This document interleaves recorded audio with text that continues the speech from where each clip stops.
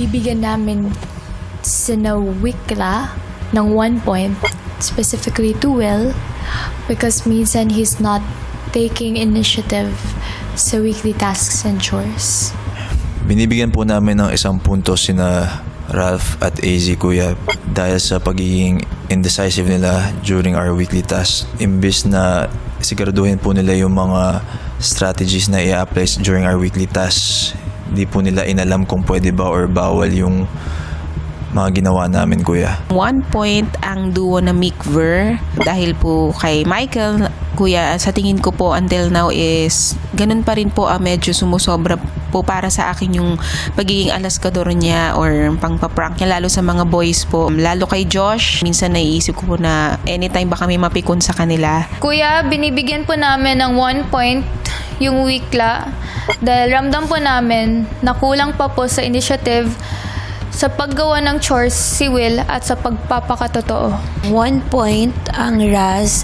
Hindi po nagtutugma ang actions ni AZ sa kanyang words. Hindi po pure ang kanyang intentions dito po sa loob ng bahay niyo, kuya. 1 point ang duo na si Raz. Besides miscommunication, we felt the presence more of Ralph in leading us to the performance task, and we believe AC should have spoken up more and asserted herself more. 1 point ay sina Bretin, specifically Brent po. Kasi po feeling po namin na hindi pa po siya na masyado nagko-connect po sa lahat ng housemates dito.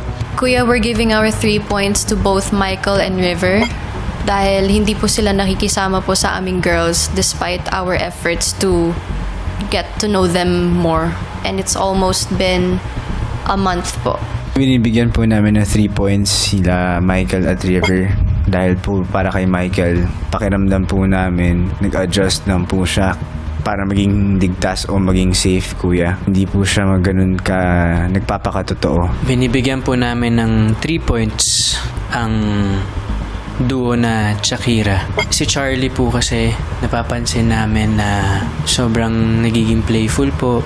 Nakakalimutan po niya yung limitations. Medyo nafe-feel po namin na nagmamadali nga pong tumanda. 3 points ang Bretin. Wala po kaming problema kay Dustin, pero kay Brent po, hindi na po siya nakikisama sa mga boys, and imbis na mag-develop pa yung relationship namin with him and vice versa, mas nahinto po yung progress and mas pinili niyang magstay with his small group na hindi po kami kasama. Binibigyan po namin ng 3 points yung Shakira, kuya, kasi po nakita po namin yung inconsistency po nila sa gawaing bahay and most of the time po kailangan pa pong turuan si Kira. Kuya, bibigyan po namin ng 3 puntos si duo na Shakira, Charlie and Kira dahil parehas po silang na-notice namin na may lack of initiative pagdating po sa household chores. Kuya, binibigyan po namin ng 3 points po si Ralph and AZ po kasi this weekly task po, kuya, hindi po effective yung leadership masyado po nila kasi si AZ po natatakot din po siya na mag-lead. Malaki po yung apekto po talaga sa aming weekly task na na-fail po kami.